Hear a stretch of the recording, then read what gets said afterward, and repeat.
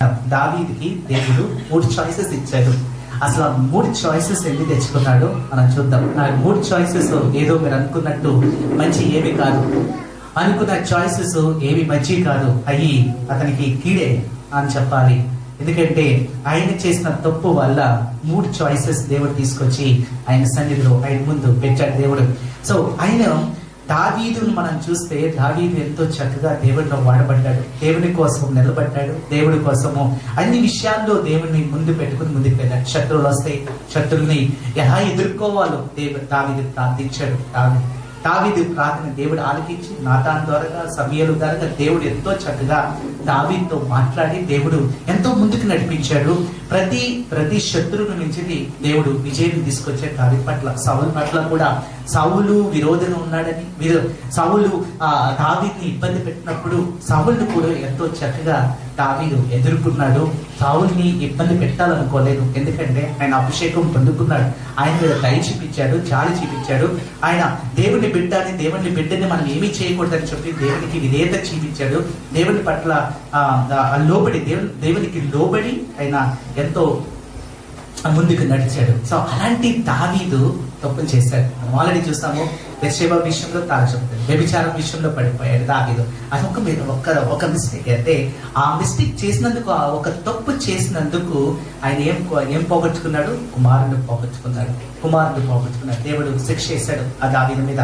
దావీదు నువ్వు తప్పు చేస్తావు, దావీదు నువ్వు ఈ తప్పు చేయకుండా ఉండుంటే నేను దీవించును, కానీ నువ్వు భయంకరమైన తప్పు చేసావు. వ్యభిచారంతో పాటు నువ్వు తప్పు చేసావు, ఒక హత్య చేసావు, యూరియలంటే మంచి వ్యక్తిని నువ్వు చంపించేస్తావు, అది నువ్వు ఎంత తప్పు చేసావు అని చెప్పి చాలా బాధపడ్డాడు దేవుడు అతను కూడా ఒక శిక్ష చేశాడు. కుమారుణ్ణి తీసుకున్నట్టు గ్రంథం మనకు తెలియజేస్తుంది. కానీ దేవుని సన్నిధిలో దావీదు మొరపెట్టుకున్నాడు, ప్రార్థన చేశాడు, అయ్యా నన్ను క్షమించయ్యా, నేను తప్పు అయిపోయింది, నా జీవితంలో ఈ భయంకరమైన తప్పు చేశాను అయ్యా, నన్ను క్షమించు ప్రభు అని చెప్పి క్షమాపణ దేవుని సన్నిధిలో అడిగాడు. దేవుడు దావీదుని క్షమించాడు. నాతాను ప్రవక్త ద్వారాగా మాట్లాడి దావీదుని క్షమించాడు. ఆ రోజు నీకు క్షమాపణ పొందుకున్నాడు. కానీ చూడండి, మన జీవితంలో, విశ్వాస జీవితంలో మనం బలపడినప్పుడు ఒక్కొక్కసారి మనం తప్పులు చేస్తూ ఉంటాం. దేవుని బిడ్డలు కదా, దేవుని బిడ్డలు ఎలా తప్పులు చేస్తారా అని అంటారు. కానీ లేదు, దేవుని బిడ్డలు కూడా తప్పులు చేస్తూ ఉంటారు. ఇప్పుడు దావీదు దేవుని బిడ్డే, దేవునిలో వెదిగాడు, గొర్రెల కాపుల నుంచి ఎక్కడికి తీసుకొచ్చాడు దేవుని సన్నిధిలో. ఆయన ఎందుకు పనికిరాని ఆ గొర్రెల కాపులుగా ఉన్నాడు, అంత వాల్యూ కూడా లేదు. దావీదుకి అంత వాల్యూ లేని జీవితాన్ని దేవుడు వాల్యూ తీసుకొచ్చాడు. ఎలా తీసుకొచ్చాడు? ఆయన ఒక రాజుగా చేశాడు. ఎందుకంటే ఒకే ఒక మాటతో, ఒకే ఒక ఛాలెంజ్ దేవుడికి, ఒక ఛాలెంజ్ ఫిలిష్తీయులకు ఒక ఛాలెంజ్ చేశాడు. నా దేవుడు, నా యెహోవా నామములో నేను ఈ రోజు అంతం చేయబోతున్నానని చెప్పి ఒక్క మాటతో దేవుని దగ్గర అయిపోయాడు. అసలు దేవుని శక్తి ఏంటో ఇశ్రాయేలు ప్రజలకు తెలియజేశాడు. అదేవిధంగా అక్కడున్న గోలియతు, భయంకరమైన గోలియతు కూడా అక్కడ తెలియజేసిన మాట, అది నా దేవుడు గొప్ప దేవుడు, నా దేవుడి దగ్గర శక్తి ఉంది, నేను ఆయన ద్వారా నేను జయం పొందుకోగలనని ఆ రోజుని దావీదు దేవుడితో మాట్లాడాడు. సో దేవుడు దావీదు జీవితంలో అనేక విషయాల్లో దేవుడు హెల్ప్ చేశాడు, ముందుకు నడిపించాడు. సో పడిపోయిన జీవితంలో కూడా తిరిగి నిలబడి ముందుకు వెళ్ళాడు. క్రైస్తవులుగా మనం ఉన్నామంటే మనం తప్పులు చేస్తూ ఉంటాం. ఈ 2020లో మీరు ఎన్ని తప్పులు చేస్తారో నాకైతే తెలియదు, కానీ అది దేవుని దగ్గర చేరుకున్నాయేమో. మీరు చేసిన తప్పుల వల్ల మీ దేవుని దగ్గరికి వెళ్ళి మీరు మారు మనసు పొందుకున్న దేవుని దగ్గర అడిగారా, అయ్యా నేను చేసిన తప్పులు క్షమించ అయ్యా, తెలుసు తెలుగు నేను చేశాను తప్పయ్యా నన్ను క్షమించండి అని ఎప్పుడైనా మీరు క్షమాపణ అడిగారా? ఈ 2020లో తెలీదు, మనం 100% ప్యూర్ కాదు, మన 100% పర్ఫెక్ట్ కాదు. ఈరోజు మనం మేము నీతి మంతులు అనుకుంటు లేదు, మన తప్పది, మనం నీతి మంతులము కాదు. దేవుని యేసయ్య రక్తం ద్వారా మనం ఏమయ్యాం? ఈరోజు నీతి మంతులం అయ్యాం. ఈరోజు నువ్వు స్వయంగా నువ్వు చెప్పలేవు నీతి మంతుడు అని చెప్పలేవు, ఎందుకంటే నువ్వు నీతి మంతుడు అవ్వలేవు. లోకమంతా నీతి మంతుడు, నాలో ఏం తప్పలేవు, నేను మంచి చేస్తున్నాను నువ్వు అనుకొచ్చాను. కానీ క్రీస్తు రక్తం ద్వారా నువ్వు ఈ రోజు ఏమయ్యావు? నీతి మంతుడు అయ్యామని గ్రంథం మనకు తెలియజేస్తుంది. ఆ కాలంలో క్రీస్తు రక్తం లేదు, దావీదు జీవితంలో యేసయ్య రక్తం లేదు. ఆ వారు చేయాల్సిన పని ఏంటంటే ఇచ్చిన ఆజ్ఞలు ఫాలో చేయాలి, ఇచ్చిన ఆజ్ఞలు దేవుడు పెట్టిన ధర్మశాస్త్రాన్ని వాళ్ళు ఫాలో చేయాలి. దావీదు చాలా సార్లు ఏంటి చేశాడంటే మర్చిపోయాడు, దేవుడు ఇచ్చిన ఆజ్ఞలు మర్చిపోయాడు. మేబీ సరిగ్గా చదవలేదేమో, సరిగ్గా చదవక అది మర్చిపోయి ఉండదు. ఫర్ ఎగ్జాంపుల్ ఒక మిస్టేక్ అతను చేశాడు. ఒక మిస్టేక్ ఏంటంటే యాక్చువల్ గా మందసాన్ని దేని మీద తీసుకురావాలి? వారు లేవీలు భుజాల మీద పెట్టుకుని తీసుకురావాలి. ఎంతో సంతోషంతో దావీదు తీసుకొస్తున్నాడు. మందసారి యెరూషలేముకు తిరిగి వచ్చేసింది, ఫిలిష్తీయుల చేతిలో ఉంది. ఫిలిష్తీయుల చేతిలోంచి దేవుడు తిరిగి తీసుకురాబోతున్నాడు. ఆ దీవెన పొద్దున్న మాకు రాబోతుంది, దేవుడు తిరిగి మళ్ళీ దేవుని సకీనా గ్లోరీ తిరిగి రాబోతుంది అని చెప్పి ఎంతో సంతోషంతో పిచ్చోళ్ళలాగా డ్యాన్స్ వేసుకుంటూ తీసుకొస్తుంటే మధ్య దారిలోనే ఏమైపోయింది, అది పడిపోయింది. మధ్య దారిలోనే ఏమైంది, అక్కడ ఉజా అనే వ్యక్తి ఏమయ్యాడు, చనిపోయాడు. ఎందుకు, దాన్ని ముట్టుకున్నాడు, చనిపోయాడు. So there are laws are they. అసలు మందసాన్ని ఎవరు మొయ్యాలి? ఆ మందసాన్ని మోయాల్సి లేవీలు భుజాల మీద పెట్టుకుని మొయ్యాలి. అది ఒక గాడిద మీద, ఒక ఎద్దుల బండి మీద తీసుకురావాలి. వీళ్ళు ఏం చేశారు, ఫిలిస్తీన్లు చేసిన తప్ప వీరు కూడా చేశారు. ఫిలిస్తీన్లకు తెలియదు, ఆజ్ఞలు తెలియదు, వారి ధర్మశాస్త్రం ఏంటో వారికి తెలియదు. అందుకునే వారు ఒక ఎద్దుల బండి మీద పెట్టి తీసుకొచ్చారు. అదే ఎద్దుల బండి మీద ఎవరు తీసుకొస్తున్నారు? ఇప్పుడు ఇశ్రాయేలు ప్రజలు కూడా తీసుకొస్తున్నారు.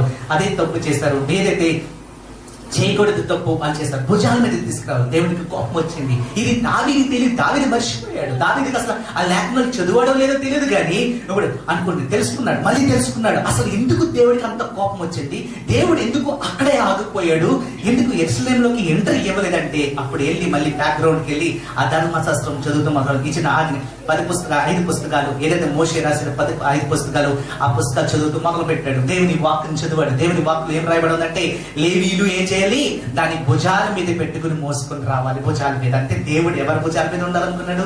మనుషుల భుజాల మీద ఉండాలనుకున్నాడు. దాన్ని వారు తీసుకెళ్లి దేని మీద పెట్టారు? ఎద్దుల బండి మీద పెట్టారు. సో అది బరువు ఎక్కువ ఉంది, మొయ్యలేమని చెప్పేసి దేవుడిని ఎక్కడ పెట్టేశారు? ఎద్దుల బండి మీద పెట్టుకుని తీసుకెళ్లారు. సో దేవుడు మన భుజాల మీద మనలో ఉండాలని దేవుడు కోరుకున్నాడు. అందుకని లేవీయులు స్పెషల్ గా వారు ఎలక్ట్ చేసుకున్నాడు. సో వారి కంఫర్ట్ కోసము వారు ఎద్దుల బండి మీద దావీదు తెలుసుకున్నాడు, అయ్యో నేను చేశాను తప్పే అని చెప్పి మళ్ళీ ఏం చేశాడు, మళ్ళీ అక్కడ లేవీయులకు అందరికీ మళ్ళీ ట్రైనింగ్ ఇచ్చి మళ్ళీ వారిని తీసుకొచ్చి మళ్ళీ అక్కడ నుంచోబెట్టి వారి ద్వారా మళ్ళీ ఏం చేశాడు, వారి భుజాల మీద పెట్టి మళ్ళీ తీసుకొచ్చాడు యెరూషలేముకి. That's what God. మళ్ళీ తిరిగి ఆ సకీనా గ్లోరీ, ఆ మహిమ మళ్ళీ తిరిగి ఎక్కడికి వచ్చింది? యెరూషలేములోకి మళ్ళీ తిరిగి వచ్చాడు. దావీదు మళ్ళీ తీసుకొచ్చాడు. అంటే ఆయన చేసిన తప్పుని మళ్ళీ ఏం చేశాడు? సర్దిద్దుకున్నాడు. రీకన్స్ట్రక్టెడ్ అంటే రిపేర్ చేసుకున్నాడు. అసలే ఆ జీవితాన్ని మళ్ళీ రిపేర్ చేశాడు. అది దిస్ ఇస్ రాంగ్ అని చెప్పి మళ్ళీ కరెక్ట్ చేసుకుని ముందుకు వెళ్ళాడు. సో మన జీవితంలో కూడా అంటే నేను చేసిన తప్పులు ఏం చేయాలంట, మనం కరెక్ట్ చేసుకోవాలి. You need to correct. అది చేసిన తప్పు మళ్ళీ రిపీట్ చేస్తే ఖచ్చితంగా మీరు పడిపోతారు. ఈ 2020లో మీరు ఏం తప్పు చేశారో మాకు తెలుసు, దేవుని సన్నిధిలో తెలుసు, దేవునికి తెలుసు. అయ్యా నేను ఇక్కడ తప్పిపోయాను, అయ్యా ఇది మరి తిరిగి నేను చెయ్యాలనుకోవట్లేదు, దీని నుంచి నేను బయటికి రావాలనుకుంటున్నాను ప్రభు అని చెప్పి నువ్వు ప్రార్థించే, విశ్వాసంగా నువ్వు ప్రార్థించే, దాన్ని రీకన్స్ట్రక్షన్ చేసుకో. ఖచ్చితంగా దేవుడు నిన్ను కాపాడుతాడని బైబిల్ గ్రంథంలో మనకు తెలియజేస్తుంది. చూడండి ఇక్కడ మనం చదువుకుంటే 1 Chronicles మనం చదువుకుంటే చూడండి, ఆయన ఇంకొక తప్పు చేశాడు. ఈ తప్పు వల్ల దేవుడు ఏం చేస్తున్నాడంటే 3 చాయిసెస్ తీసుకొచ్చి దేవుడు పెట్టాడంట. The God has about 3 choices to him. చూడండి ఇక్కడ మనం చదువుకుంటే లేఖ భాగం మనం చదువుకుంటే 1 Chronicles 21 మనం చదువుకుందాం. 1 Chronicles 21 the first chapter మీకు స్క్రీన్ మీద కూడా కనపడుతుంది.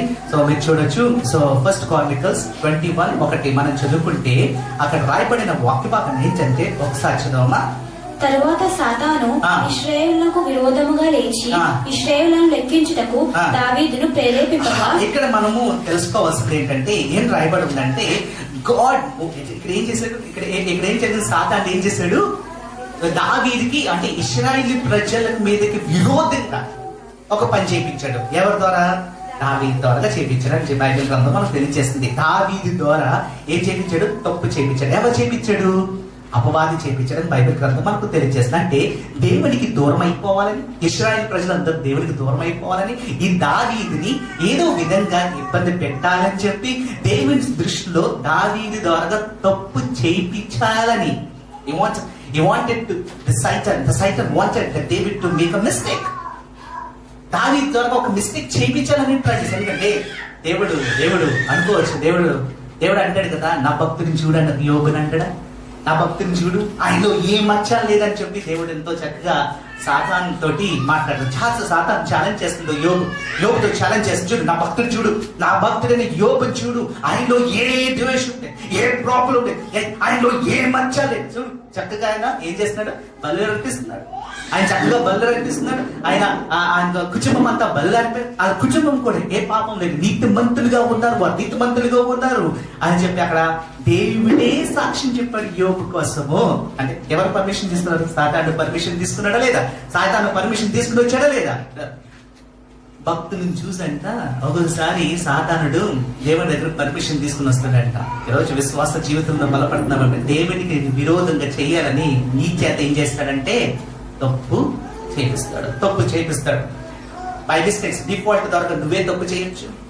సెకండ్ ఏంటి, అపవాది ద్వారా నువ్వు తప్పు చేయ. దేవుడు ఒక్కొక్కసారి టెస్ట్ కూడా పెడతారు అపవాదిని. ఒక్కొక్కసారి యోగు జీవితంలో కూడా దేవుడు ఒక టెస్ట్ ఇవ్వడానికి, టెస్ట్ చేయడానికి దేవుడు ఏం చేశాడు, అపవాదిని పంపించాడు. అపవాదిని చేయి, కానీ యోగు ప్రాణాలు మాత్రం తీయడానికి మాత్రం నీకు ఏ పర్మిషన్ లేదు. అదే ప్రాణం మీద కేవలం నాకు మాత్రమే అధికారం ఉంది, నువ్వు ఏమీ చేయలేవు అని చెప్పి ఆ రోజుని దేవుడు మాట్లాడాడు యోగుతో. ఇక్కడ చూడండి, ఇక్కడ అంట అపవాదికి కోపం వచ్చి అపవాది అంట ఏం చేశాడు, ఇశ్రాయేలు ప్రజలకి దేవునికి దూరం చేయడానికి ఏం చేశాడంట, తీసుకొచ్చి దావీదు చేత ఒక తప్పు చేపిస్తున్నాడు. ఆ తప్పు ఏంటంటే లెక్కింపు. అంటే 12 గోత్రాలు ఉన్నాయి. 12 గోత్రాలు దేవుడు పెట్టాడు. 12 గోత్రాలు ఏంటో తెలుసు, యాకోబు సంతానం 12 గోత్రాలు దేవుడు ఎంతో చక్కగా దీవించాడు. ఆ 12 గోత్రాలు దేవుడు తీసుకొచ్చాడు. ఆ 12 గోత్రాల నుంచి ఇప్పుడు దావీదు ఏ గోత్రం నుంచి వచ్చాడు, యూదా గోత్రం నుంచి రాజుగా వచ్చాడు. ఇప్పుడు దేవుడు సెలెక్ట్ చేస్తున్నాడు. బెంజమిన్ గోత్రం నుంచి ఎవరు వచ్చారు, సౌలు వచ్చాడు. దేవుడు సౌలు బెంజమిన్ గోత్రాన్ని తీసుకొచ్చాడు. కానీ సౌలు ఆయన రూలింగ్ లో ఫెయిల్ అయిపోయాడు, దేవుడికి విరోధంగా చేశాడు, దేవుడికి విరోధంగా బల్లర్పించాడు, ఆయన దేవుని దృష్టిలో పడిపోయాడు. అందుకని దేవుడు ఏం చేశాడంటే సౌలుని తప్పించి దావీదుని తీసుకొచ్చి అక్కడ పెట్టాడు. ఇప్పుడు దావీదు ఎంత రూలింగ్ ఎంతో చక్కగా ఉంటే దావీదు ద్వారా తప్పు చేయించడానికి ఏం చేశాడంటే అపవాది ఏం తీసుకొచ్చాడు, ఇక్కడున్న జనాన్ని ఏం చేయమన్నాడు, లెక్కించమన్నాడు. అంటే 12 గోత్రాలు ఉన్నాయి కదా, 12 గోత్రం. ఇప్పుడు లెక్కింపు అంటే ఎవరు లెక్కిస్తారు, పిల్లలు కాదు, స్త్రీలు కాదు. ఎవరు లెక్కిస్తారు, పురుషుల్ని లెక్కిస్తారు, పురుషుల్ని కౌంట్ చేస్తారు. ఇక్కడ పురుషులు అంటే 12 గోత్రాల నుంచే 12 ఆ గోత్రాల నుంచే ఉన్న ఆ పురుషులందరినీ లెక్కించమన్నాడు. ఎవరు లెక్కించమన్నాడు. ఇది దేవుడి కోపం వచ్చింది. దేవుడు చాలా కోపం వచ్చింది. పడిపోయాడు, దావీదు పడిపోయాడు. దేవుడికి కోపం వచ్చి ఎలా లెక్కిస్తామని చెప్పి దేవుడికి చాలా కోపం వచ్చేసింది. దేవుడు చాలా కోపం వచ్చి దేవుడు 3 చాయిసెస్ పెట్టేశాడు. 3 చాయిసెస్ పెట్టాడు. ఈ 3 చాయిసెస్ నువ్వు ఒకటి సెలెక్ట్ చేసుకో దావీదు అనేస్తున్నాడు. దేవుడికి ఎందుకు కోపం వచ్చింది, అసలు దేవుడికి ఎందుకు కోపం రావాలి? ఇప్పుడు చూడండి, ఇప్పుడు ఫస్ట్ కార్నికల్స్ ఇక్కడ చదువుకుంటే 21:1 ఏమన్నాడు, అక్కడ అపవాది ఏం చేశాడంట, తీసుకొచ్చాడు. అపవాది ఏం చేశాడు, అపవాది తీసుకొచ్చాడని అక్కడ బైబిల్ గ్రంథం మనకు తెలియజేస్తుంది. కానీ ఇక్కడ మనం చదువుకుంటే 2 సమయాలు ఒకసారి చదువుకుందామా, రెఫరెన్స్ లోకి వెళ్ళిపోతే 2 సమయాలు 24:1 చదువుకుందాం. 2 సమయాలు 24:1 మనం చదువుకుంటే అక్కడ రాయబడిన వాక్య భాగం తర్వాత చదువుకుందాం. 2 సమయాలు 24:1 మనం చదువుకుంటే 24:1 మనం చదువుకుంటే అక్కడ రాయబడిన వాక్య భాగం ఒకసారి చదువుదామా. ఇంకొక మారు యెహోవా కోపము ఇశ్రాయేలు మీద రగులుకొనగా ఆయన దావీదును వారి మీద ప్రేరేపణ చేసి నీవు పోయి ఇశ్రాయేలు వారిని యూదా వారిని లెక్కించమని అతనికి ఆజ్ఞ ఇచ్చాను. ఎవరు ఆజ్ఞ ఇచ్చారంట, ఎవరు ఆజ్ఞ ఇచ్చారంట, ఎవరికి ఆజ్ఞ ఇచ్చారు చదవమ్మా.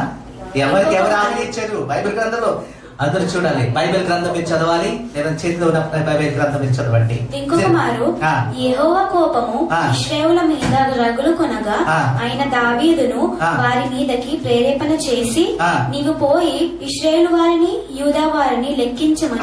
ఇశ్రాయేలు వారిని యూదాని ఏం చేయమన్నాడు, లెక్కించమన్నాడు. ఇప్పుడు ఎవరిచ్చారు permission, who has given the permission to count? దేవుడు అని బైబిల్ గ్రంథం మనకు తెలియజేస్తుంది. దేవుడు ఏం తెలియజేస్తున్నాడు, దేవుడు ఏమంటున్నాడంటే లెక్కించమంటున్నాడు. యు నీడ్ టు కౌంట్ అంటున్నాడు. You need to count. ఎవరు దేవుడు. ఫస్ట్ కార్నికల్స్ 21:1 ఏం చదువు, సాతానుడు అంటున్నాడు. సాతానుడు ఏమంటున్నాడు, లెక్కించమంటున్నాడు. హూ ఇస్ సేయింగ్, సాతానుడేమో ఒకవైపేమో లెక్కించమంటున్నాడు. ఇక్కడ మనం చదువుకుంటే బైబిల్ గ్రంథం మనం చదువుకుంటే 2 సమయాలు 24లో మనం చదువుకుంటే ఇక్కడ దేవుడు లెక్కించమంటున్నాడు. ఇక్కడ కన్ఫ్యూషన్ ఏంటి, what is the confusion between it's happening here? ఆ కన్ఫ్యూషన్ ఏంటి,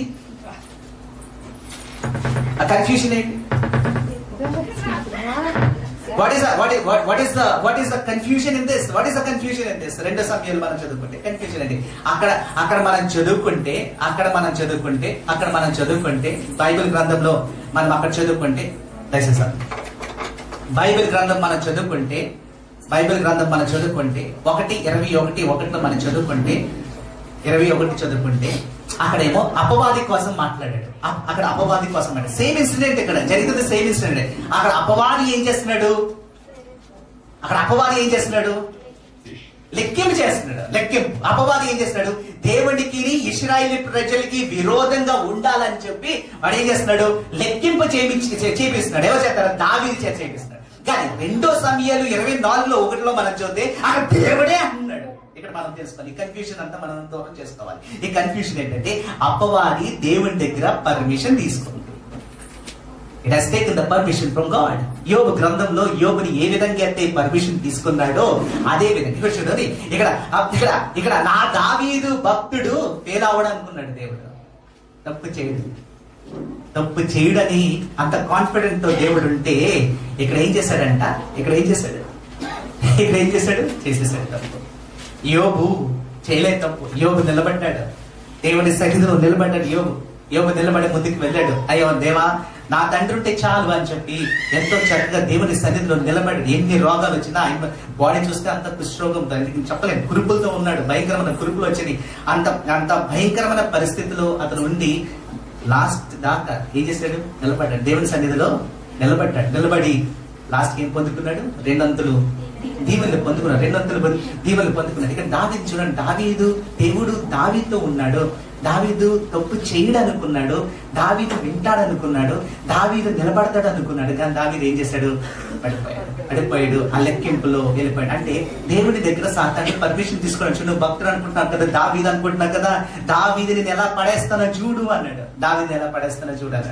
దావీదు దగ్గరికి వెళ్ళి ఏం చేశాడు? ఆయనలోకి వచ్చి కౌంట్ చేయడం మొదలు పెట్టాడు. 12 గోత్రాలు ఉన్న పురుషులందరినీ కౌంట్ చేయడం మొదలు పెట్టాడు. దావీదు పట్ల దేవునికి కోపం వచ్చింది, భయంకరమైన దేవుడికి కోపం వచ్చింది. ఇంకా దేవుడికి ఎంత కోపం వచ్చిందంటే దావీదుని శిక్షించాలంత కోపం వచ్చేసింది. దేవుడికి ఇంకా పట్టలేనంత కోపం వచ్చేసింది. ఒకసారి దేవుడు మనకు ఒకసారి టెస్టులు పెడతా ఉంటాడు. ఈ క్రైస్తవ జీవితంలో మనం ఇబ్బంది పడవచ్చు, క్రైస్తవ జీవితంలో మనం పడిపోవచ్చు. ఒకసారి అపవాది దేవుడి నుంచి దూరం చేయడానికి ఇలాంటివన్నీ తీసుకొస్తా ఉంటారు. కొన్ని విషయాలు దేవునికి విరోధంగా పని చేపిస్తాయి. సో అక్కడే మనం నిలబడాలి. అక్కడ నిలబడి మనం ముందుకెళ్ళాలి. సో యోబు గ్రంథం, సో లూకా సువార్త 22:31-32 మనం చదువుకుంటే, లూకా సువార్త 22:31-32 మనం చదువుకుంటే, లూకా సువార్త 22:31-32 ఒకసారి చదువుకుందామమ్మా. సీమోను, ఇదిగో సాతాను మిమ్మల్ని పట్టి గోధుమల వలె చెల్లించుటకు మిమ్మల్ని కోరుకొనెను గాని నీ నమ్మిక తప్పపోకుండానట్లు నేను నీ కొరకు వేడుకొంటిని. చూడండి, ఇక్కడ పేతుతో దేవుడు అంటున్నాడు అంట, అపవాది రెడీగా ఉన్నాడంట నిన్ను దూరం చేయడానికి. అపవాది గద్దిస్తూ ఉంటాడు, పక్కనే ఉంటాడు. అందుకనే పేతుతో యేసయ్య అంటున్నాడు, నువ్వు చాలా జాగ్రత్తగా ఉండాలి పేతురు, కానీ నేను కాపాడుతాను, ఆ అపవాది నుంచి నేను కాపాడుతానని దేవుడు అంటాడు. సో ఈ రోజు మనకి రక్షణ ఇవ్వడానికి, ఆ అపవాది నుంచి కాపాడటానికి ఎవరున్నారు? యేసయ్య ఉన్నాడు. ఆయన రక్తం ద్వారా యేసయ్య మనం కాపాడతాడు. దావీదు కాలంలో అయితే, ఆ కాలంలో మనం చూసుకుంటే పాత నిబంధన అంతా చదువుకుంటే అక్కడ యేసయ్య మెస్సయ్య లేడు, రక్షించేవారు ఎవరు లేరు. It's like practical. వారు ఏం చేయాలంటే ఆజ్ఞలు పాటించాలి. అందుకనే దేవుడు అన్నాడు, మీ నొసల మీద ఆజ్ఞలు ఉంటాయి, ఇంకా మీ బట్టల మీద వస్త్రాల మీద ఆజ్ఞలు ఉంటాయి. మీరు ఎక్కడున్నా కానీ ఆజ్ఞలు మాత్రము అలాగే మెమరైజ్ అయిపోయి ఉండాలి, మైండ్ లో అలా ఉండిపోవాలి, ఆజ్ఞలు అలా ఉండిపోవాలంటున్నాడు దేవుడు. ఆజ్ఞల పట్ల మీరు ఎట్టి పరిస్థితిలో దాన్ని నెగ్లెక్ట్ చేయొద్దని దేవుడు ఇశ్రాయేలు ప్రజలకి అప్పుడు ఆ సలహా ఇచ్చే దేవుడు. It's a warning, it's was given a warning. కానీ మన దగ్గరికి వచ్చినప్పుడు ఆజ్ఞలు లేవు. మన దగ్గరికి వచ్చినప్పుడు దేవుడు యేసయ్య ఏమంటున్నాడంటే, ప్రేమ అంటే చాలు అంటున్నాడు. నువ్వు ప్రేమించమంటున్నాడు చాలు, ఆజ్ఞలు కాదు, నా పట్ల నువ్వు ప్రేమను జీవించు. నువ్వు ఎప్పుడైతే నన్ను నీలో పెట్టుకుంటావో ఈ అపవాదిని రక్షిస్తానంట. దావీదు మాత్రం దావీదు కాలంలో ఆజ్ఞలన్నీ ఆజ్ఞలు నువ్వన్నీ పాటిస్తే అప్పుడు దేవుడిని పట్ల మేలు చేస్తాడు, దేవుడిని పట్ల ఉంటాడు. అందుకే దేవుడు అంటున్నాడు, ఆ పేతురుతో అంటున్నాడు, నువ్వు అపవాది ఉన్నాడు, అపవాది నేను దూరం చేయడానికి ట్రై చేస్తున్నాడు, కానీ నేను ఉన్నానని చెప్పి అక్కడ దేవుడు తెలియజేస్తున్నాడు. చూడండి, 1 కొరింథీ 5 చదవాలి. 1 కొరింథీ 5:1-5 మనం చదువుకుంటే, 1 కొరింథీ 5:1-5 దాకా చదువుకుందామమ్మా. మీలో జాగ్రత్తం అనే దాన్ని వద్దంతే కలదు. మీలో ఒకడు తన తండ్రి భార్యను ఉంచుకొనుట అట్టి జాగ్రత్తము అన్యజనులోనైనను జరగదు. ఇట్లుండి మీరు చూన్నారే గాని మీరెంత మాత్రము దుఃఖపడి ఇలాంటి కార్యములు చేసిన వారిని మీలో నుండి వెలివేసి వారు కారు. నేను దేహ విషయమై దూరముగా ఉన్నాను, ఆత్మ విషయమై సమీపముగా ఉండి మీతో కూడా ఉండినట్లు గాని ఇది కార్యము ఇలాగు చేసిన వాని గురించి ఇది వరకే తీర్పు తీర్చి ఉన్నాను. ఏమనగా ప్రభువైన యేసు దినమందు వాని ఆత్మ రక్షింపబడినట్లు శరీరేచ్ఛలు నశించుటకై మన ప్రభువైన యేసుక్రీస్తు నామమున మీరును నా ఆత్మయు మన ప్రభువైన యేసుక్రీస్తు బలముతో కూడి వచ్చినప్పుడు అటి వారిని సాతానునకు అప్పగింపవలెను. ఏమంటాడు? సాతాను నుంచి ఎవరు రక్షిస్తున్నారు మనల్ని? యేసయ్య మనల్ని రక్షిస్తున్నారు. సో ఇప్పుడు అపవాది మనల్ని ఏమి చేయలేడు. ఎందుకంటే ఆయన రక్తం ద్వారా మనల్ని ఏం చేశాడు? ఆయన కాపాడుకున్నాడు. సో అపవాది మనల్ని యేసయ్య మనల్ని కాపాడుకున్నాడు కాబట్టి మనం పడిపోలేదు, ఈజీగా పడిపోలేదు. సో ఆ కాలంలో అయితే, దావీదు కాలంలో అయితే దే వాట్ బేస్డ్ ఆన్ లా. ఆ కమాండ్మెంట్స్ వాళ్ళు ఫాలో చేయాలి, ధర్మశాస్త్రం వారు పాటించాలి. ఒక్క లాగిన్ మర్చిపోయినా కానీ వారు చాలా ఇబ్బంది. అందుకని ఇక్కడ దావీదు మర్చిపోయింది ఏంటంటే ఒక ఆజ్ఞ, అంటే ఒక ధర్మశాస్త్రంలో ఉన్న ఒక ఆజ్ఞ మిస్ అవుట్ అయిపోయాడు. ఆ మిస్ అవుట్ ఏంటంటే లెక్కింపు చేయకూడదు. 12 గోత్రాలున్నాయి, ఆ 12 గోత్రాల నుంచి లెక్కింపు చేయకూడదు. సో లెక్కింపు చేయకూడదు. ఇక్కడ లెక్కింపు చేయకూడదు అని చెప్పి వీడు తెలియదు. సో ఇక్కడ తెలియదు, ఇక్కడ మర్చిపోయాడు, లేదా గర్వం వచ్చిందో ఏంటో తెలియదు, కానీ దావీదుకి లెక్కింపు మాత్రం స్టార్ట్ చేసేసాడు. సో దానివల్ల అక్కడ దీవులన్నీ పోగొచ్చుకున్నాడు. సో ఇక్కడ దావీదు ఏం చేశాడు? పాపము చేశాడు. ఇది భయంకరమైన పాపం చేశాడు. అసలు లెక్కింపు చేయకూడదు, లెక్కింపు ఉండకూడదు. అసలు ఎందుకు లెక్కింపు ఉండకూడదు అంటే దేవుడిచ్చిన ఆజ్ఞ. ఒకసారి చదువుకుందామా? నిర్గమకాండం 30:12 ఒకసారి చదువుకుంటే దేవుడిచ్చిన ఆజ్ఞ ఒకసారి చదువుకుందాం. నిర్గమకాండము 30:12 చాప్టర్ చదువుకుందాం. మరియు యెహోవా మోషేతో ఇట్లా నేను నీవు ఇశ్రాయేలు లెక్కింపవలెను. వారు లెక్కింపబడు వేలకు ప్రతివాడు యెహోవాకు తన ప్రాణాపరిక్రియ ధనమును మెచ్చుకొనవలెను. అలాగూ చేసినడలా నీవు వారిని లెక్కించినప్పుడు వారిలో ఏ తెగుళ్ళు పుట్టదు. ఏం చేయాలంట? అంటే ఏం చేయాలి? లెక్కింపు చేస్తే ఏం చేయాలి? ఏం చెల్లించాలి? ఏం చెల్లించాలి? What is there in English? చదవండి, వెనకాల ఉంది, చదవండి. ఏం చెల్లించాలి? లెక్కింపు చేస్తే, ఒకరిని కౌంట్ చేస్తే ఏం చేయాలి? తెలుగులో ఉంది కదా, చదవండి. ఏం చేయాలి? ఏం చేయాలి? తెలుగు బైబిల్ ఉన్నాయి, ఇంగ్లీష్ బైబిల్ ఉన్నాయి. And the Lord spoke unto Moses, saying, when thou takest the sum of the children of Israel after their number, then they shall give every man a ransom for his soul unto the Lord. When thou ransom ఇవ్వాలి అంటే ఏంటి? ఒకటి చెల్లించాలి. ఏం చెల్లించాలి? ఏం చెల్లించాలి? ధనమా? ప్రాణం. ఒకవేళ కౌంట్ కి చేస్తే ఏం చేయాలంట? ప్రాణదానం ఇవ్వాలంట.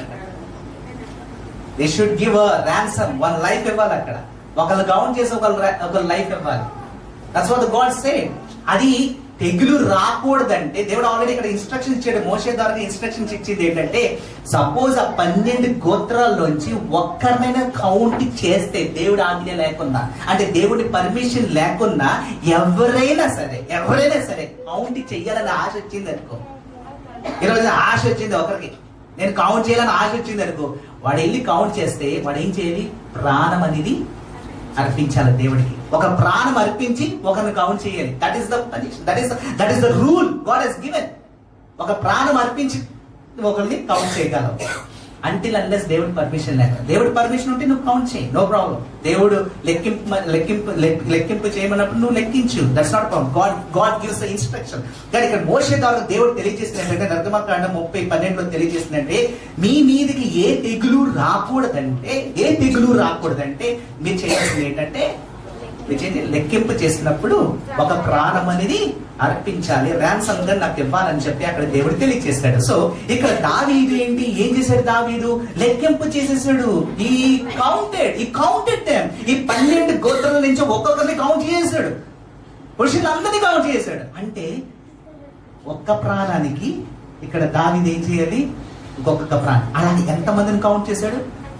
అంతమంది ప్రాణాలు నడిపించాలి. ఇప్పుడు దావీదు చాలా తప్పు చేశాడు, దేవుడి విరోధంగా పనిచేస్తాడు. దేవుడు ఏదైతే చెయ్యొద్దన్నాడో అది చేసేసాడు. కాబట్టి దేవుడు ఒకసారి ఆజ్ఞ ఇచ్చాడంటే వెనక్కి తీసుకోలేదు. దేవుడు ఒకసారి మాట ఇచ్చాడంటే తిరిగి తీసుకోడు. దేవుడు ఆల్రెడీ తెలియజేశాడు, మీరు చేయకూడదని చెప్పాడు. ఇక్కడ ఏం చేశాడు? కౌంట్ చేస్తాం మొదలు పెట్టాడు. అది అపవాది తీసుకొచ్చాడు. దావీదు చేత ఈ తప్పు చేయించాడు. అంటే ఒక ప్రాణం అర్పించాడు. అప్పుడు దేవుడికి కోపం వచ్చేసింది. అంటే ఇప్పుడు దేవుడు ఎందుకు ఈ రూల్ పెట్టాడంటే, ఇశ్రాయేలు ప్రజలు ఎవరు బిడ్డలు? దేవుడి బిడ్డలు. ఇప్పుడు దావీదు రాజుగానే ఉన్నాడేమో, దావీదు రాజుగా ఉన్నాడు లోకం మీద, అంటే ఇశ్రాయేల్ దేశం మీద రాజుగా ఉన్నాడు. But he has no right on the people. He has no right on the people. ఎందుకు? ఎవరికి అధికారం ఉంది? కేవలం దేవుడికి మాత్రం. ఎందుకంటే దేవుడు ఏం చేశాడు? సెలెక్ట్ చేసుకున్నాడు. ఇశ్రాయేల్ ప్రజలు దేవుడు సెలెక్ట్ చేసుకున్నాడు. వీరు నా బిడ్డలని దేవుడు సెలెక్ట్ చేసుకున్నాడు. అని దేవుడికి ఆ ఇశ్రాయేల్ ప్రజల మీద హక్కు ఉంది, ఇంకెవరికి హక్కు లేదు. దావీదు అసలు హక్కు లేదు. అసలు దావీదు కౌంట్ చేయకూడదు. ఎప్పుడు కౌంట్ చేస్తారు? ఇప్పుడు దావీదుకి ఏమైనా యుద్ధం జరుగుతుందా? యుద్ధంలో లేడు. ఎంత పీస్ఫుల్ గా ఉన్నాడంట, సమాధానంతో ఉన్నాడంటే ఏ శత్రువు లేడంట. ఏ శత్రువు లేనప్పుడు దావీదు ఎందుకు కౌంట్ చేద్దాం మొదలు పెట్టాడు? ఎప్పుడు కౌంట్ చేయాలి? ఏదైనా వార్ ఉన్నా, ఏదైనా యుద్ధం ఉన్నా ఎప్పుడైనా కౌంట్ చేస్తారు. పురుషులు ఎంతమంది ఉన్నారు, యుద్ధానికి ఎంతమందికి వెళ్ళాలని కౌంట్ చేస్తారు. ఇక్కడ ఏమి లేదు, ఎంత పీస్ఫుల్ గా ఉన్నాడు, ఎంత ప్రశాంతంగా ఉన్నాడు. ఇప్పుడు కౌంట్ చేస్తాం మొదలు పెట్టాడు. అందుకు గర్వం. దావీదుకి గర్వం వచ్చేసింది. అక్కడ వ్యభిచారంలో బెత్షెబా దగ్గర పడిపోయి ఉంటే ఇక్కడ గర్వంతో పడిపోయాడు. దేవుడి గర్వం అంటే దేవుడికి అంత ఇష్టం ఉండదు. It doesn't like the pride. ఇక్కడ గర్వం అంటే అతనిలోకి వచ్చింది. గర్వంతో ఇప్పుడు ఏం చేస్తున్నాడంటే అక్కడ తప్పు చేశాడు. గర్వంతో నాకింత శక్తి ఉంది. ఇదిగో ఇశ్రాయేలు ప్రజలు చూడండి, గోలియత్ దగ్గరికి వెళ్ళినప్పుడు అన్నాడు, దేవుడి శక్తి నాకుంది చాలు అన్నాడు. గోలియతని చూసే భయపడలేని వాడు ఇప్పుడంట దావీదు ఏం చేస్తున్నాడంట, నాకు ఇంత శక్తి ఉందని చెప్పి దావీదు చూపించుకుంటున్నాడంట జనాలను లెక్క పెట్టి. అందుకని అక్కడ దేవుడికి కోపం వచ్చింది. నా శక్తి అంటే నీకు తెలియదా దావీదు అని దావీదుతో అడుగుతున్నాడు దేవుడు. నా శక్తి నీనని నీకు తెలియదా? నా శక్తి ఉంటే నీకు చాలు అని నీకు తెలియదా? ఈ రోజు నువ్వు జనాల్ని పురుషులను లెక్క పెట్టి నువ్వు నీ శక్తి ఏంటో నువ్వు చూపించుకోవాలనుకుంటున్నావా దావీదు? ఆ శక్తిని మర్చిపోయావా అని చెప్పి దేవుడు అక్కడ తెలియజేస్తున్నాడు. 2 సమయాలు 24:10 ఒకసారి చదువుకుంటే, 2 సమయాలు 24:10 వచ్చిన ఒకసారి చదువమ్మా. అక్కడ దావీదు ఏం చేశాడంట? తెలుసుకున్నాడు, తప్పేంటో తెలుసుకున్నాడు. ఈ హస్ రియలైజ్ ద మిస్టేక్. నేను తప్పు చేశాను ప్రభువా అని దేవుని సన్నిధిలోనంట ప్రతిమాలుకుంటున్నాడంట. ఈ bed in front of the God almighty bed చేస్తున్నాడు. అయ్యా నన్ను క్షమించయ్యా, నన్ను రక్షించి ప్రభువా అని చెప్తున్నాడు. రక్షించి ప్రభువా అంటున్నాడు. ఆజ్ఞలు ధర్మశాస్త్రంలో ఉన్న నిలిచిన ఆజ్ఞలను మర్చిపోయాను ప్రభా. ఇప్పుడు ఈ పారసీలు ఈ సదుకులు ఉన్నారు చూడండి, వీరంట ఇప్పుడు మన యూదా దేశానికి వెళ్తాం, ఇప్పుడు ఇశ్రాయేల్ దేశానికి వెళ్తే చాలా ఉన్నాయంట. వాళ్ళు ఇంకా యాడ్ చేస్తారంట, చాలా ఉన్నాయంట. దాదాపు 600 దాకా ఉన్నాయంట ఆజ్ఞలు. మనకి దేవుడి చేత ఆజ్ఞలు 10 ఆజ్ఞలు అయితే వారు రాసి పెట్టిందంట 600 ఆజ్ఞలు వాళ్ళు రాసి పెట్టారంట. 623 ఆజ్ఞలు ఉన్నాయంట. ఈ 623 ఆజ్ఞలు వాళ్ళు బై హార్ట్ చేయాలి, మెమరైజ్ చేయాలి, పెట్టుకోవాలి, మనసులో పెట్టుకొని వాళ్ళు ఫాలో చేస్తూ ఉండాలి. ఎప్పుడైతే ఫాలో చేస్తారో అప్పుడే దేవుడు వారిని రక్షిస్తాడని వారికి నమ్మకం. కానీ మనం అదృష్టవంతులం క్రైస్తవులుగా. ఎందుకంటే మనకి ఎవరున్నారు? యేసయ్య ఉన్నాడు. చాలు, ఒక్క మాటతో చాలు. యేసయ్య నా రక్షకుడు నాకున్నాడు చాలు. యేసయ్య ద్వారా నేను దేనిని జయించగలను ఒక మాట అంటే చాలు. యేసయ్య నన్ను కాపాడతాడని చాలు, ఒక మాటతో అయిపోతుంది. యేసయ్యనే మనం లోపల తీసుకుంటే అంతా అయిపోతుంది. ఆయన రక్తం మనం శుద్ధి చేసేస్తుంది. ఆయన రక్తమే మనల్ని ఆజ్ఞల నుంచి కాపాడుతుంది, ఈ ధర్మశాస్త్రాన్ని కాపాడుతుంది, ఈ లోకం నుంచి కాపాడుతుంది, అపవాది నుంచి రక్షిస్తుంది, అన్ని విషయాల నుంచి మనల్ని అపవాది రక్షిస్తారు. కానీ బైబిల్ గ్రంథం ఏం తెలియజేస్తుందంటే David is called as a man after God's own heart. అంటే దేవునికి అంత దగ్గరైన హృదయం ఎలా అయింది? ఎందుకంటే దావీదు చేసేవాడు ఏంటంటే, దావీదు చేసిన ఇంపార్టెంట్ పని ఏంటంటే, ఎప్పుడైనా తప్పు చేశాడనుకో వెంటనే రియలైజ్ అయిపోయాడు. వెంటనే దేవుడి మందిరాన్ని పరిగెట్టేవాడు. దేవుడి మందిరాన్ని పరిగెట్టి దేవుడి సన్నిధిలో పడిపోయి ఏడ్చేసేవాడు, హృదయపూర్వకంగా ఏడ్చేసేవాడు. అనేవాడు, ప్రభా నన్ను క్షమించు ప్రభా, నేను చేసిన తప్పు నన్ను క్షమించు అని చెప్పి దేవుని సన్నిధిగా ఏం చేసేవాడు? ప్రార్థన చేసేవాడంట, మొర పెట్టుకునేవాడు. ఆయన చేసిన పాపం అంతా దేవుని దగ్గర ఒప్పుకునేవాడంట. అందుకనే దేవుడికి దావీదంటే అంత నచ్చాడు. దేవుడు కూడా అదే ఎక్స్పెక్ట్ చేస్తున్నాడు, నువ్వు దావీదులాగా ఉండమంటాడు దేవుడు. ఎందుకంటే నువ్వు ఎప్పుడైనా ఏదైనా తప్పు చేసావంటే నువ్వు ఫస్ట్ చేయాల్సింది ఏంటంటే దేవుడి సన్నిధిలో నువ్వు పరిగెట్టమంటున్నాడు. దేవుని సన్నిధిలో నువ్వు మొర్ర పెట్టమంటున్నాడు దేవుడు. దేవుని సన్నిధిలో నువ్వు కన్నీరు విడమంటున్నాడు. నువ్వు చేసిన తప్పులు దేవుడి దగ్గర ఒప్పుకుంటే దేవుడు నిన్ను క్షమిస్తాడు, ఖచ్చితంగా క్షమిస్తాడు. అందుకని దావీదుని 3 తప్పులు చేశాడు. ఆయన జీవితంలో ఇంకెన్ని తప్పులు చేశాడో మనకు తెలియదు, కానీ మెయిన్ 3 ఇంపార్టెంట్ తప్పులు చేశాడు. ఆ 3 ఇంపార్టెంట్ తప్పుల్లో దేవుడు ఏం చేశాడు? క్షమించాడు. ఎందుకంటే ఇప్పుడు జరిగింది అదే. ఇప్పుడు మన 2 సమయాలు 24:10 చదువుకుంటే అక్కడ దావీదు చేస్తుంది అదే. దేవుని సన్నిధిలోకి వెళ్ళి ఏం చేస్తున్నాడు? ప్రార్థన చేస్తున్నాడు. అయ్యా నాకు తప్పు అయిపోయింది, నన్ను క్షమించి ప్రభువా అని మొరపెట్టుకున్నాడు. దేవుని సన్నిధిలో మొరపెట్టుకున్నాడు. ప్లీజ్ ఫర్గివ్ మీ గాడ్ అంటున్నాడు. ఐ హావ్ సిన్డ్ అంటున్నాడు. ఐ హావ్ సిన్డ్ అంటున్నాడు. దేవుడు విడిచిపెట్టాడా? ఒకసారి నువ్వు తప్పు చేస్తే దేవుడు విడిచిపెట్టాడు. యేసయ్య కాదు, తండ్రి. తండ్రికి ఎంత కోపం వస్తుంది? తండ్రి ఈజీగా విడిచిపెట్టాడు. అందుకు 3 చాయిసెస్ ఇస్తున్నాడు. ఈ 3 చాయిసెస్ నీకు ఇస్తున్నాను అంటున్నాడు. ఆ 3 చాయిసెస్ ఏంటో త్వరగా చూద్దామా? చదువుకుంటే అక్కడ రాయబడిన వాక్య భాగంలో చదవా? నీవు పోయి దావీదుతో ఇట్లనము, యెహోవా సెలవిచ్చినదేమనగా 3 విషయములను నీ ఎదుట పెట్టుచున్నాను, వాటిలో ఒక దానిని నీవు కోరుకొని నెడల నేను అది నీ మీదకు రప్పించాను. దావీదుకి అంటే ప్రవక్తను పంపిస్తున్నాడు. గాదు ప్రవక్తను పంపిస్తున్నాడు. గాదు ప్రవక్తను పంపిస్తున్నాడు. 2 ప్రవక్తలు దేవుడు, 3 ప్రవక్తలను దేవుడు వాడుకుంటాడు దావీదు రూలింగ్ లో. ఎవరెవరు? సమూయేలుని దేవుడు వాడుకుంటాడు. రెండోది దేవుడు వాడుకునేవాడు ఎవరు? నాతాను ప్రవక్తను దేవుడు వాడుకుంటాడు. మూడోది గాదు ప్రవక్తను వాడుకుంటాడు. గాదు ప్రవక్తను దేవుడు పంపించి అంటున్నాడు. ఇక్కడ 3 విషయాలు అతను తెలియజేయి. ఈ 3 చాయిసెస్ ఇస్తున్నాను దావీదుకి. ఈ దావీదు ఈ 3 చాయిసెస్ ఏది కోరుకుంటాడో అదే నేను రూల్ చేస్తాను అంటున్నాడు. ఫస్ట్ ది ఇచ్చింది ఏంటంటే 3 years అంట. ఏముంటదంట? చదువు. శ్రమ ఉంటది. నీవు నీ దేశం ముందు 7 సంవత్సరములు క్షామము కలుగుట ఒప్పుకుందువా? నిన్ను తరముచున్న నీ శత్రువుల ఎదుట కావున గాదు దావీదు నొద్దకు వచ్చి ఇట్లన్ని సంగతి తెలియచెప్పాను. నీవు నీ దేశమందు 7 సంవత్సరములు క్షామము కలుగుటకు ఒప్పుకుందువా? నిన్ను తరముచున్న నీ శత్రువుల ఎదుట. ఫస్ట్ ఏంటి? 7 years ఏముంటదంట? కరువు ఉంటది. అంటే ఏమి దొరకవు, భయంకరమైన పరిస్థితులకు వెళ్ళిపోయారు. కరువు అంటే ఎలా ఉంటుంది తెలుసా? ఏమీ దొరకదు. మనం చూసాం కదా ఇర్మియా గ్రంథంలో మనం చదువుకుంటే ఎలా ఉందో కరువు జీవితంలో. వాళ్ళు చేస్తూ ఉండి మనుషుల్ని, పిల్లలు అంటే చిన్న పిల్లలు అంటే తల్లి ఏం చేస్తున్నారంట? వారి ఆకలి నింపుకుంటానికి ఏం చేశారు? వారు పిల్లల్ని, పుట్టిన పిల్లల్ని వారు తినటం మొదలు పెట్టారు. పిల్లల్ని తిన్నారంట, చంపుకుని పిల్లల్ని తిన్నారంట. అలాంటి పరిస్థితుల్లోకి వెళ్ళిపోతారు. కరువు అంటే అసలు ఏమీ దొరకవు. ఎందుకంటే ఇక మనకి లాక్డౌన్ పడ్డాలి. లాక్డౌన్ పడినప్పుడు భోజనం లేక చాలా మంది అల్లాడిపోయారు. మీకు తెలుసా? గవర్నమెంట్ తిట్టుకున్నారు తెలుసా?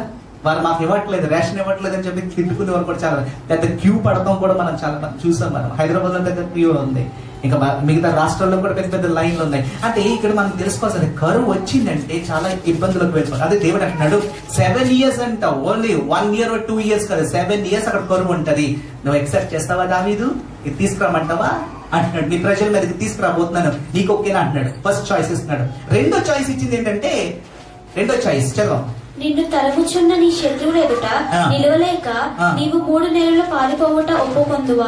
3 నెలలు నీకు టైం ఇస్తున్నారు. 3 నెలలు ఏం చేస్తావంటే, నీకు ఎవరైతే శత్రువులు ఉన్నారు చూడు, ఫిలిస్తీన్లు వీళ్ళందరూ శత్రువులు ఉన్నారు కదా, 3 నెలలు నేను తరుగుతారు, నేను ఇబ్బంది పెడతారు, నిన్ను టార్చర్ చేస్తారు. వారి మధ్యకి నేను పంపించబోతున్నాను. వారికి నేను శక్తి ఇచ్చేస్తాను, నీ శక్తిని తగ్గించేస్తాను. నీకు ఓకేనా అంటున్నాడు దేవుడు. నీకు ఓకేనా?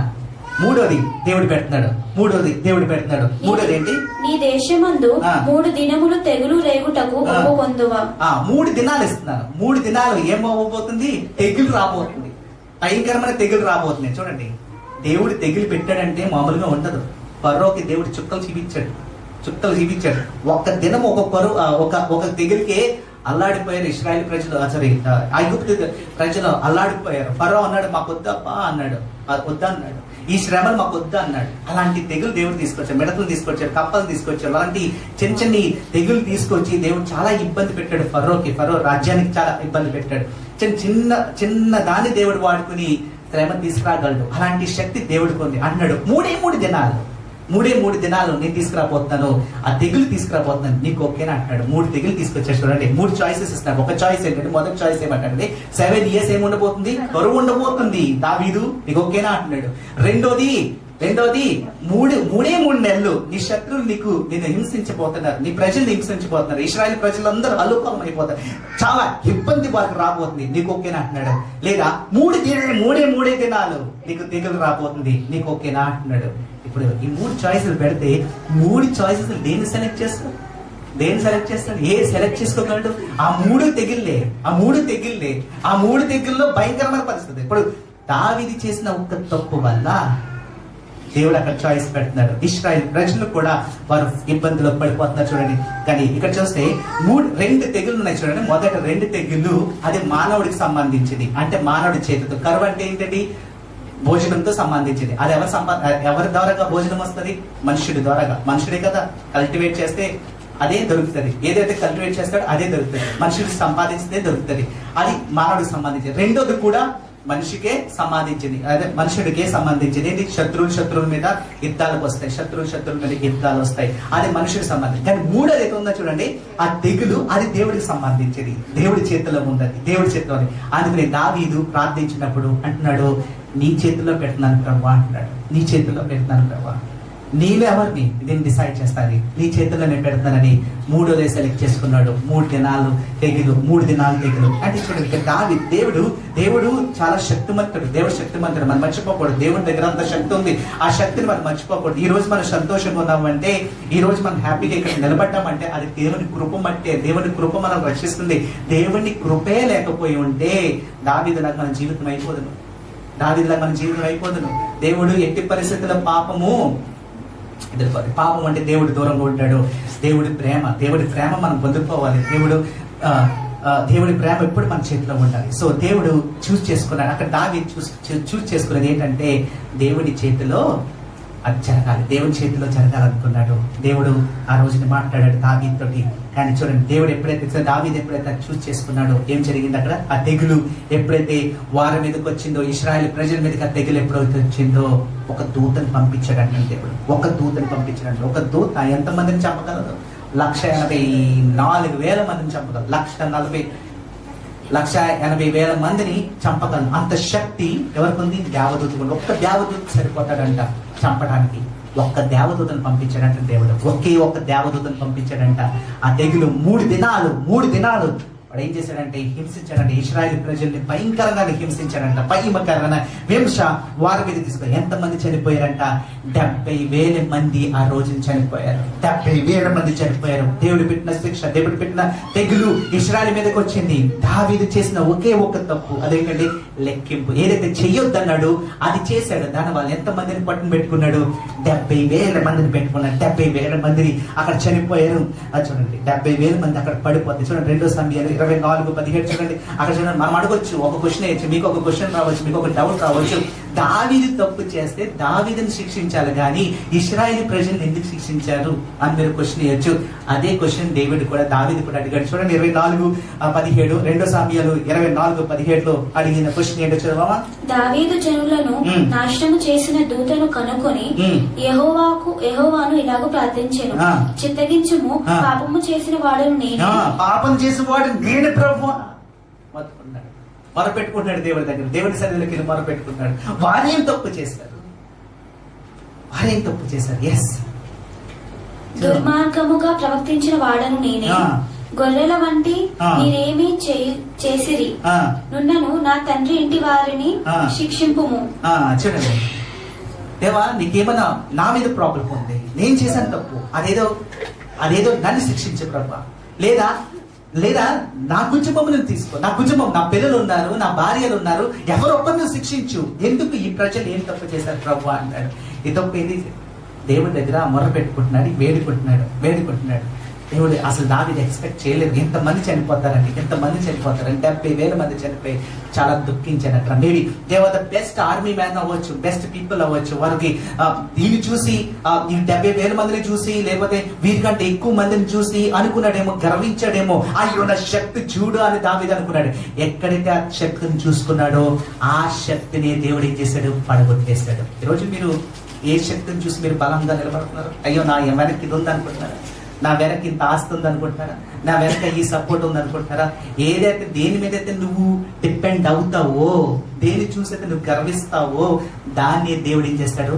పడగొట్టేస్తాడు. పడిపోతాడు, నీ జీవితంలో పడిపోతుంది. జాగ్రత్త సుమా. ఇక దావీదు విషయంలో కూడా అదే జరిగింది. దావీదు అన్నాడు, నా శక్తి చూడు, ప్రజలు లెక్కించాను, ఇంత శక్తి నాకు ఉంది చాలు అని అనుకున్నాడు. ఏదైతే శక్తిని కోరుకున్నాడో, ఏ శక్తిని చూసైతే బలపడ్డాడు, గర్వించాడు, అదే శక్తిని దేవుడు ఏం చేశాడు? పడగొట్టేశాడు. 70,000 మంది అక్కడ చనిపోయారు. అందరు పురుషులే చనిపోయారు. 70,000 మంది చనిపోయారు. ఎప్పుడు చూడండి, ఇప్పుడు దావీదు బాధపడుతున్నారు. మన దేవుని సన్నిధిలో అంతా పడిపోయింది. దేవుని సన్నిధిలో బాధపడుతున్నారు. అక్కడ ఏడుపు, ఎటు చూసినా ఏడుపే, ఎటు చూసిన దుఃఖమే. ఆ దుఃఖాన్ని చూసి ఇక్కడ దావీదు మొర పెట్టుకున్న దేవుని సన్నిధిలో, అయ్యా ఎందుకు ఈ శిక్ష, ఆ శిక్ష ఏదో నా మీద తీసుకురా, నా బిడ్డల మీద తీసుకురా, నా భార్య మీద, నా కుటుంబం మీద తీసుకురా, ఎందుకు అంతమంది చనిపోయారు ప్రభు అన్నప్పుడు చూడండి, ఒక్కసారి దేవుడు డిసిజన్ తీసుకున్నాడంటే దేవుడు వెనక తగ్గడు. ఎట్టి పరిస్థితిలో దేవుడు వెనక తగ్గడు. దేవుడు అక్కడే నిలబడతాడు. దేవుడు అంటాడు, నేను రీజన్స్ ఇవ్వాల్సినంత నాకు అవసరం లేదంటాడు. దేవుడు ఆల్రెడీ తెలియజేశాడు, తెగులు రాకూడదంటే నువ్వేం చేయాలి? నువ్వు లెక్కించకూడదు అన్నాడు దేవుడు. నువ్వు తెగులు రప్పించుకునేలా నువ్వు చేసుకున్నావు, తెగులు వచ్చేలాగా నువ్వు చూసావు, ఆ మార్గం నువ్వే ఓపెన్ చేసావు. ఈ రోజు చాలా కుటుంబములు కష్టాల్లోకి వెళ్ళిపోతున్నాయి, శ్రమలోకి వెళ్ళిపోతున్నాయి. అసలు శ్రమల్లోకి వెళ్ళిపోవడానికి కారణం ఏంటి? వారు ఓపెన్ చేసిన డోర్. ఆ శ్రమలకి వారే ఓపెన్ చేసుకున్నారు ఆ డోర్. ఆ డోర్ ఓపెన్ చేశారు కాబట్టి శ్రమలు వారి ఇంట్లోకి వచ్చాయి. లేదంటే ఆ శ్రమలు రావు. ఎందుకు వస్తాయి శ్రమలు? ఎట్టి పరిస్థితుల్లో శ్రమలు రావు. అది మనం లాక్ చేసుకోవాలి, అది లాక్ చేసుకుని ఉంచుకోవాలి. అది ఎప్పుడైతే మనం ఓపెన్ చేస్తామో ఖచ్చితంగా అపవాది లోపలికి వచ్చి. అందుకనే పేతురుతో అన్నాడు, నువ్వు చాలా జాగ్రత్తగా ఉండు, అపవాది బయట ఉన్నాడు, నేను శోధిస్తున్నాడు, జాగ్రత్త, నేనున్నా నేను కాపాడుతాను. దేవుడు మన హృదయంలో ఉంటే ఖచ్చితంగా దేవుడు మనల్ని ఏం చేస్తాడు? కాపాడుతాడని దేవుడు మనతో మాట్లాడుతున్నాడు. దేవుడు ఎంతో ప్రేమించాడు ప్రజల్ని, ఇశ్రాయేలు ప్రజలు ఎంతో ప్రేమించాడు. చూడండి, అదే మొదటి కార్యక్రమం మనం చదువుకుంటే 21:15-20 మనం చదువుకుంటే అక్కడ దేవుడు దేవదూతని పంపించాడంటే 21:15-25 దాకా చదువుకుంటే రిఫరెన్సెస్. మొదటి కార్నికల్స్ 21:15-25 దాకా చదువుకుంటే దేవుడు ఏం చేశాడంట? ఒక దేవదూతని పంపించాడంట. యెరూషలేములో అది నాశనం చేయడానికి, ప్రజల్ని నాశనం చేయడానికి ఒక దేవదూతని పంపించాడు. చూడండి, దేవుడంట వీళ్ళందరూ చనిపోవడం చూసంట, 70,000 మంది చనిపోవడం చూసి దేవుడు దుఃఖించాడంటండి. దేవుడే దుఃఖించాడంట. దేవుడికే బాధ కలిగిందండి. ఈ రోజు నువ్వు దూరం అయిపోతున్నావంటే, ఆయన దూరం అయిపోతున్నావంటే ఫస్ట్ బాధపడేది ఎవరు తెలుసా? దేవుడే బాధపడతాడు. ఈ రోజు మరణం వస్తుందంటే ఎవరు బాధపడుతున్నారు తెలుసా? దేవుడే బాధపడతాడు. ముందు దేవుడే బాధపడతాడు. వారందరిని చూసి, వారి మరణాన్ని చూసి, వారి దుఃఖం చూసి దేవుడు ఎంతో బాధపడ్డాడు. అందుకని దేవుడు చూడలేక దావీదుతో అంటున్నాడు, దావీదు అటువైపు చూడు అన్నాడంట. అటువైపు చూడంటే కొండ వైపు చూశాడంట. ఆ కొండ మీద ఎవరున్నారంట? మోరియా కొండ. ఆ మోరియా కొండ మీద ఎవరున్నారంట? దేవదూత అంట. వీళ్ళందరినీ చంపేసి ఆ కొండ మీద కూర్చుని ఉన్నాడంట దేవదూత. ఆ కొండ మీద కూర్చున్న దేవదూతను చూసి ఇంకా దావీదుకి ఏం చేయాలో అర్థం కాలేదు. అంతే ఒక దేవదూత అంతమందిని చంపేది, ఒక కోపంతో ఉంటే దేవదూతను అసలు ఆ రూపమే చూడలేము. అలాంటి ఆ రూపము మోరియా కొండ మీద ఉన్నాడంట. మోరియా కొండ మీద నిలబడ్డాడు, కత్తితో నిలబడితే అప్పుడు దేవుడు వైపు చూసి ప్రార్థన చేస్తాడు, నేను చేయను ప్రభా, నాకు కనపడ్డాడు దేవదూత, ఇప్పుడు నన్నేం చేయమంటావు ప్రభా, చెప్పు ప్రభా, ఈ తెగుల నుంచి నన్ను రక్షించి ప్రభా, నా ప్రజల్ని రక్షించి ప్రభా అని దావీదు ఆ రోజుని ప్రార్థన చేశాడంట. ఎప్పుడైతే దేవుడి సన్నిధిలో దావీదు ప్రార్థన చేశాడో దావీదుతో దేవుడు అంటున్నాడు, అక్కడ ఒక బలిపీఠము కట్టమంటున్నాడు. అక్కడ ఒక బలిపీఠం. ఏ కొండ మీదైతే ఆ అపవాది, ఏ కొండ మీద అయితే దూతున్నాడు, ఏ మోరియా కొండ మీద అయితే దూతున్నాడు, ఆ మోరియా కొండ మీద ఏం చెయ్యి? ఒక బలిపీఠము కట్టించమంటున్నాడండి. ఒక you need to sacrifice over there అంటున్నాడు. You need to sacrifice for me over there అంటున్నాడు. అంటే ఇంకా దావీదు ఇంకా అన్ని విడిచిపెట్టి, రాజ్యాన్ని విడిచిపెట్టి మోరియా కొండ మీదకి వెళ్ళాడంటాడు.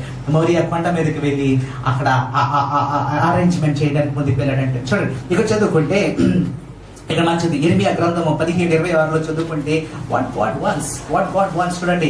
అసలు చూడండి, ఇర్మియా గ్రంథము 17:26 రాయబడిన వాక్య భాగం మనం ఒకసారి చదువుకుందాం. 17:26 ఇర్మియా 17:26 చదవమ్మా. మరియు జనులు దహన బలులను నైవేద్యములను ధూప ద్రవ్యములను తీసుకొని యూదా పట్టణములో నుండి, యెరూషలేము ప్రాంతములో నుండి, బెన్యామీను దేశములో నుండి, మైదానపు దేశములో నుండి, మన్యములో నుండి, దక్షిణ దేశములో నుండి వచ్చెదరు. యెహోవా మందిరమునకు స్తుతి యాగ ద్రవ్యములను తీసుకొని వచ్చెదరు. అయితే మీరు విశ్రాంతి దినమున వీరందరూ ఏం తీసుకొస్తారంటే స్థుతులు తీసుకొస్తాడు, సంతోషంతో తీసుకొస్తాడు. ఎక్కడ తీసుకొస్తాడు? దేవుడు మందిరానికి తీసుకొస్తాడు. They are bringing the praise. సంతోషంతో తీసుకొస్తాడంట. దేవుడు ఇప్పుడు రోజు కోరుకునేది ఏంటంటే దేవుడి సన్నిధిలోకి సంతోషంతో రావాలి, సంతోషంతో తీసుకురావాలి, వాలంటీర్లు గా రావాలి. దేవుడు అదే కోరుకొచ్చినారు. ఇశ్రాయేల్ ప్రజలంట ఆ సంతోషంతో వారు వచ్చారంట దేవుడి సన్నిధిలోకి.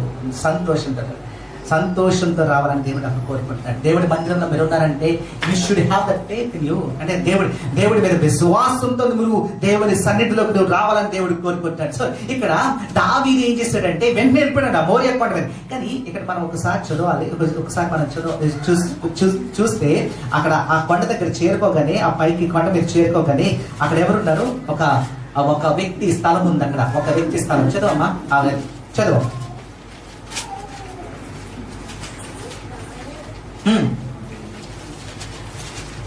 దావీదు కన్నులెత్తి చూడగా, కిందకు వచ్చాడు, ఇంకా కిందకు వచ్చాడు. ఆయన మోరియా కొండ మీదకి వెళ్తాడు. ఎస్, దావీదు కన్నులెత్తి చూడగా భూమి ఆకాశం మధ్య నిలుచును వలదీసిన కత్తి చేత పట్టుకుని దానిని యెరూషలేము మీద చాపిన యెహోవా దూత కనబడెను. అప్పుడు దావీదు పెద్దలను గోనపట్టలు కప్పుకొనిన వారే సాష్టాంగ పడగా, దావీదు జనులను ఎంచమని ఆజ్ఞయించే వాడను నేనే కదా, పాపము చేసి చెడుతనమును జరిగించు వాడను నేనే కదా, గొర్రెల వంటి వారును వీరేమి చేసిరి, నా దేవుడైన యెహోవా బాధ పెట్టు నీ యెహోవా దూతకు ఆజ్ఞాపింపగా అతడు తన కత్తిని మరలా వరలో వేసెను. యోబూసీయుడైన ఒర్నాను కళ్ళం మందు యెహోవా తను ప్రత్యుత్తరం ఇచ్చేనని దావీదు తెలుసుకొని అచ్చటనే బలి అర్పించాను. మోషే అరణ్యమందు చేయించిన యెహోవా నివాసపు గుడారమును దహన బలిపీఠమును ఆ కాలమందు గిబియోనులో నుండి ఉన్నత స్థలమందుండెను. దావీదు యెహోవా దూత పట్టుకొనిన కత్తికి భయపడిన వాడే దేవుని యొద్ద విచారించుటకు ఆ స్థలంలో ఏ స్థలంకి వచ్చారంట చూడండి. 25 చదవమ్మా. ఆ భూమికి 600 తులముల బంగారమును అతనికి ఇచ్చాను. ఎవరికి ఇచ్చాడు? వర్ణావుకి ఇచ్చాడు. వర్ణావుకి ఇచ్చాడు మాట. ఇతనికి ఇచ్చాడు, ఒక చెల్లించాడు, ఒక అమౌంట్ చెల్లించాడు. ఏమన్నాడు తెలుసా? అతను దావీదుని చూడగానే, మహారాజుని చూడగానే ఈ ల్యాండ్ కావాలా, ఈ భూమి కావాలా, ఇక్కడ మీరు బలిపీఠం కట్టాలనుకుంటున్నారా, ఇది నేను ఫ్రీగా ఇస్తానన్నాడు. ఇది నేను ఫ్రీగా ఇస్తానన్నాడంట. కానీ దావీదు అన్నాడంట, నాకు ఫ్రీగా వద్దు. నువ్వు అది ఫ్రీగా ఇవ్వాలనుకుంటున్నావేమో, నాకు ఫ్రీగా వద్దు. ఎందుకంటే ఈ భూమి మీద నేను కట్టబోతున్నాను, బలిపీఠము కట్టబోతున్నాను. అంటే ఆ బలిపీఠం నేను కట్టబోతున్నానంటే ఏం చేయాలి? నేను అదంతా కట్టాలి. నేను నా దగ్గర నా ఆస్తి నేను కొనుక్కోవాలనుకుంటున్నాను, ఈ భూమి నేను కొనుక్కోవాలనుకుంటున్నానని చెప్పి ఈ పేడ్ ఫుల్ అంట. ఎంతైతే అమౌంట్ దానికి రావాలో ఆ అమౌంట్ అంతా కట్టేశాడంట. ఆ అమౌంట్ అంతా కట్టి ఆ రోజు నా భూమిని కొనుక్కున్నాడంట. ఈ రోజు మనం తెలుసుకోవాల్సింది ఏంటంటే దేవుని మందిరానికి ఏదో మనకు ఫ్రీగా వచ్చేస్తుంది, ఇది వచ్చేస్తుంది అన్నది ఆశించకూడదు. మనకున్న దానితో మనం దాన్ని తెచ్చుకోవాలంట. హృదయపూర్వకంగా మనము దాన్ని పెట్టి కట్టాలని దేవుడు కోరుకున్నాడు. దావీదు ఫ్రీగానే తీసేసుకోవచ్చు. లేదు, నేను దేవుడికి సన్నిధిలో దేవుడిని బలిపీఠం కట్టాలంటే ఈ భూమిని కొనుక్కునే నేను కట్టాలని చెప్పి ఆ రోజు నిర్ణయం తీసుకున్నాడంట. ఈ మోరియా కొండ మీద ఇంకొకటి జరిగింది. ఏంటంటే అబ్రహాం అంట, ఆదికాండం మనం చదువుకుంటే, ఆదికాండము 22:2 చదువుకుంటే అబ్రహాము ఏం చేశాడంటే ఇసాకుని ఇదే కొండ మీద బలి అర్పిస్తానికి వెళ్ళాడంట. ఇదే కొండ మీద, ఈ మోరియా కొండ మీదే బలి అర్పిస్తానికి వెళ్ళాడు. అప్పుడు దేవుడు ఏమన్నాడు? నీ కుమారుడు ఎంతో ప్రేమిస్తున్నావు కాబట్టి, నీ ప్రేమ నా పట్ల ఎంతో శక్తిమంతుగా ఉంది కాబట్టి, నువ్వు నా మీద విశ్వాసం పెట్టుకున్నాడు కాబట్టి, నీ కుమారుణ్ణి కూడా నేను చంపడానికి ముందుకు వెళ్ళావు కాబట్టి, నా ప్రేమను చూసి ఈ రోజు నేను ఏం చేస్తున్నాను? నీ కుమారుణ్ణి నేను విడుదల చేస్తున్నాను. దాని బదులు ఎవరు రాబోతున్నారు? గొర్రె పిల్ల రాబోతుందని చెప్పి అదే మోరియా కొండ మీద అక్కడ ఒక బలి అర్పించాడు అబ్రహాము. అదే మోరియా కొండ మీద ఇప్పుడు ఎవరు బలిపీఠం కట్టబోతున్నారు? దావీదు బలిపీఠం కట్టబోతున్నాడు. అదే బలిపీఠం, ఏదైతే ఈ బలిపీఠం కట్టాడో ఆ బలిపీఠం దగ్గరే సొలొమోను అక్కడ మందిరం కట్టించాడు. అదే మోరియా కొండ మీద ఏమొచ్చింది? అక్కడ సొలొమోను కట్టించిన మందిరము అక్కడ నిలబడ్డాది. అది ఎంతకాలం ఉంది? 500 years ఉందంట. 500 years ఆ మందిరము అలాగే ఉంది. ఆ 500 years తర్వాత అక్కడ నెబుకద్నెజర్ రాజు అనే బబులోను దేశం నుంచి ఒక రాజు వచ్చి ఏం చేశాడు? ఆ మందిరాన్ని కూల్చేశాడు. మోరియా కొండ మీదకి వచ్చి ఏదైతే సొలొమోను కట్టాడో ఆ మందిరాన్ని కూల్చేశాడు, కాల్చేశాడు, దాన్ని కంప్లీట్ గా డిస్ట్రాయ్ చేశాడు. 70 years తర్వాత దానియేలు ప్రార్థించగా దానియేలు ప్రార్థన దేవుడు విని మళ్ళీ తిరిగి ఇశ్రాయేల్ ప్రజల్ని తిరిగి తీసుకొచ్చాడు. ఎప్పుడైతే ఇశ్రాయేల్ ప్రజలు 70 years బానిస జీవితాన్ని ఎప్పుడైతే బయటకు వచ్చారో అప్పుడు యూదులందరూ తిరిగి మళ్ళీ ఆ మందిరాన్ని అక్కడే కట్టారు. ఈ మోరియా కొండ మీద కట్టారు. ఆ మోరియా కొండ మీద 70 years కట్టిన తర్వాత దాదాపు 400 years దేవుడు మాట్లాడలేదు ప్రజలతోటి, దేవుడు పట్టించుకోలేదు. ఎందుకు? వారు చేసిన పాపం ఎక్కువైపోయింది. అందుకని దేవుడు దూరం పెట్టాడు. అందుకని ఆ 400 years అయిపోయిన తర్వాత మలకీలో దేవుడు మాట్లాడింది ఏంటంటే, నేను తిరిగి రాబోతున్నాను, లేదా నా ప్రవక్త రాబోతున్నాడు, ఎలియాని నేను ప్రవక్తను పంపించబోతున్నాను, ఆయనే మార్గం అవుతాడని దేవుడు ఆల్రెడీ మలాకీలో దేవుడు తెలియజేశాడు. మలాకీ అయిపోయిన తర్వాత మనకు మత్తయి సువార్త వస్తుంది. మత్తయి సువార్త, లోకా సువార్త అయినా స్టార్ట్ అవుతుంది. అప్పుడు హెరోదు ఈ మందిరాన్ని తిరిగి ఏం చేస్తాడంటే రీకన్స్ట్రక్షన్ చేస్తాడు. 70 years తర్వాత, 400 years తర్వాత ఈ మోరియా కొండ మీద ఉన్న ఆ సొలొమోను కట్టించిన ఆ మందిరము కూల్చేశారు. అది యూదులు కట్టుకున్నారు. ఆ యూదులు కట్టించిన తర్వాత అది నాశనం అయిపోయింది. అది కూడా సరిలేదు. హేరోదు డబ్బు పెట్టి ఏం చేశాడంటే ఆ మందిరాన్ని మళ్ళీ నిలబెడతాడు. అందుకని అంటాడు, ఇది హేరోదు కట్టించిన మందిరం అంటారు. హేరోదు కట్టించిన మందిరం. ఆ ఘనత ఎవరు పొందుకుంటారు? హేరోదు పొందుకుంటాడు. అందుకని దేవుడు తిరిగి వచ్చిన తర్వాత యేసయ్య ఆ మందిరం దగ్గర చేరుకుంటాడు. ఆ మందిరం దగ్గర చేరుకున్నాక దేవుడు యేసయ్య ఏమంటాడంటే, ఈ మందిరాన్ని మీరు ఏం చేశారు? నందులతో వ్యాపారం చేసేస్తారంటారు. దీనిని శుద్ధిని చేయబోతున్నానని చెప్పి ఆ రోజు దేవుడు ఏం చేస్తాడంటే, యేసయ్య ఏం చేస్తాడంటే అక్కడున్న వ్యాపారం అంతా ఏం చేస్తాడు?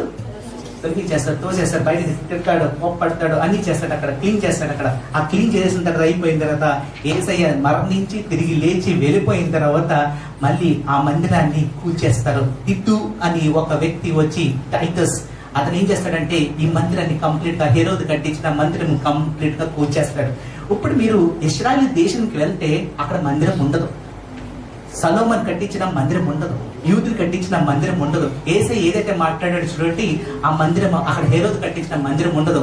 ఏముంటదంటే కేవలం గోడలు మాత్రమే ఉంటాయి. ఇప్పుడు ఇశ్రాయేలు ప్రజలు వెళ్ళి గోడల దగ్గరికి వెళ్ళి ప్రార్థన చేస్తారు. గోడలను చూసి ప్రార్థన చేస్తారు. ఇక మిగిలిన గోడలు ఒకటే మిగిలి ఉన్నాయి. నెహెమియా కట్టించిన గోడలు మాత్రమే ఉన్నాయి. ఆ గోడల దగ్గరికి వెళ్ళి వాళ్ళు ప్రార్థన చేస్తారు. అంతే అక్కడ జరిగింది. అక్కడ మనకు కనపడతారు. సో ఇప్పుడు యేసయ్య తిరిగి రావాలంటే ఆ మందిరం అక్కడ కట్టాలి. ఏదైతే సొలొమోను కట్టించిన మందిరం ఏదైతే కూల్చేశారో ఆ మందిరం తిరిగి మళ్ళీ అక్కడ నిలబడాలి. ఆ మందిరం ఎప్పుడైతే నిలబడతాదో అప్పుడే దేవుడు రాబోతున్నాడు, అప్పుడే యేసయ్య రాబోతున్నాడు. కానీ అది కట్టించాలంటే అక్కడ ఒక వైపును యూదులు ఉన్నారు, ఇంకొక వైపు ఏమో ముస్లిమ్స్ ఉన్నారు, ఇంకొక వైపు ఎవరున్నారు? క్రైస్తవులు ఉన్నారు. ఒప్పటికి ఫిలిస్తీన్లకి ఇశ్రాయేల్కి ఎప్పుడు గొడవలు జరుగుతూ ఉంటాయి. అక్కడ ఒక మసీదు కూడా కట్టించి ఉంది. ఏదైతే మందిరం ఉందో ఆ మందిరము కార్నర్ లో ఒక పార్ట్ స్క్వేర్ ఫీట్ లో అక్కడ మసీదు కట్టారు. ఇప్పుడు ఈ మందిరం కంప్లీట్ అవ్వాలంటే ఆ మసీదుని కోల్చాలి. అది ఎలా జరుగుతుంది? కానీ దేవుని దృష్టిలో ఏదైనా జరగదు. దేవుడు అనుకున్నాడంటే అది ఖచ్చితంగా జరుగుతుంది. సో ఆ మందిరం తిరిగి నిలబడితేనే దేవుడు రాకడా అక్కడ రాబోతుంది. So that's what God says, it is going to happen. Any soon చూడండి 9:27 చూడండి, అది ఇంకొక మందిరం రాబోతుంది. చూడండి దానియేలు గ్రంథంలో 9:27 రాయబడి ఉంది. చదవమ్మా 9:27 చదవమ్మా, త్వరగా చదవాలి. దానియేలు 9:27 yes, Daniel 9th chapter 27th verse చదువుదాం. అతడు ఒక వారము వరకు అనేకులకు నిబంధనను సిద్ధపరచెను. అర్ధవారమునకు బలిని నైవేద్యమును నిలిపివేయను. హేయమైన దాన్ని నిలిచి వరకు నాశనము చేయువాడును వచ్చును. నాశనము చేయువానికి రావాలనని నిర్ణయించి నాశనం ముగించుట వరకు ఇలాగున జరుగును. ఎలా జరుగుతుందంట?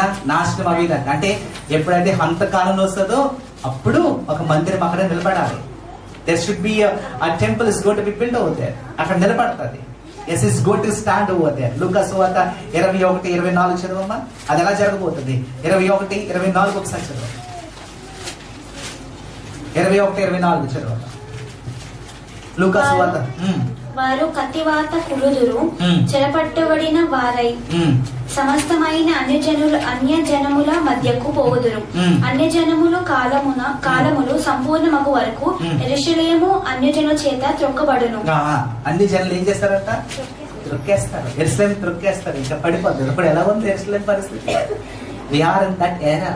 ఆ జనరేషన్ లో ఉన్నాము ఇప్పుడు. మరి ఇప్పుడు యెరూషలేము అందరూ తొక్కేస్తున్నారు తెలుసా? నేను తెలియదు కండిషన్స్ ఎలా ఉన్నాయి తెలియదు. అన్యులు ఎవరు? అక్కడ ఉండే ముస్లిమ్స్ అందరూ వస్తారు, వాళ్ళందరూ అన్యులు మనకి. సో యూదుల్ని ఏం చేస్తారంటే తొక్కేస్తారంట. మనం కూడా ఎవరు? అన్యులమే. ఇప్పుడు అన్యులు యూదులు బైబిల్ గ్రంథం చదువుకుంటే ఫస్ట్ తీర్పు ఎవరు? అసలు దేవుడు యేసయ్య. ఇక్కడ మీకు ఒకటి తెలియజేయాలి, అసలు యేసయ్య ఈ లోకానికి ఎందుకు వచ్చాడు? ఎవరిని కాపాడతాకు వచ్చాడు? యూదుల్ని కాపాడతాకు వచ్చాడు. యూదుల్నే కాపాడతాకు వచ్చాడు దేవుడు, మనల్ని కాదు. మనం అనుకుంటాము యేసయ్య మనల్ని రక్షిస్తానికి, పాపులు రక్షిస్తాను కాదు, కానే కాదు. అసలు యేసయ్య రావడానికి కారణము యూదుల్ని రక్షిస్తానికి. ఎందుకంటే దేవుడు సెలెక్ట్ చేసుకున్నాడు యూదుల్ని. యూదులు నా బిడ్డలను దేవుడు సెలెక్ట్ చేశాడు. అబ్రహాం సంతానం దేవుడు సెలెక్ట్ చేసుకున్నాడు. అందుకని అబ్రహాం సంతానం రక్షిస్తానికే దేవుడు ఏం చేశాడు? వచ్చాడు. అందుకని మాకు ఎక్కడ తెలుస్తుంది అంటే ఈ వాక్యం, కనానా స్త్రీ ఏం చేసింది? కనా బిడ్డను తీసుకుని వస్తుంది. ఆ బిడ్డ చనిపోయింది అని చెప్పి రక్షించి ప్రభు అంటే, అప్పుడు దేవుడు ఈ అన్నిల్ని ఎవరితో పోలుస్తాడు అంటే కుక్కలతో పోలుస్తాడు. కుక్కలతో పోలుస్తాడు. అదే దేవుడు ఏమంటున్నాడంటే, నేను నీ కోసం రాలేదు, నేను యూదుల కోసం వచ్చానని అక్కడ దేవుడు తెలియజేస్తాడు. కానీ అంటాడు ఆ కుక్కలకి విశ్వాసం కూడా ఉంటుంది అంటాడు.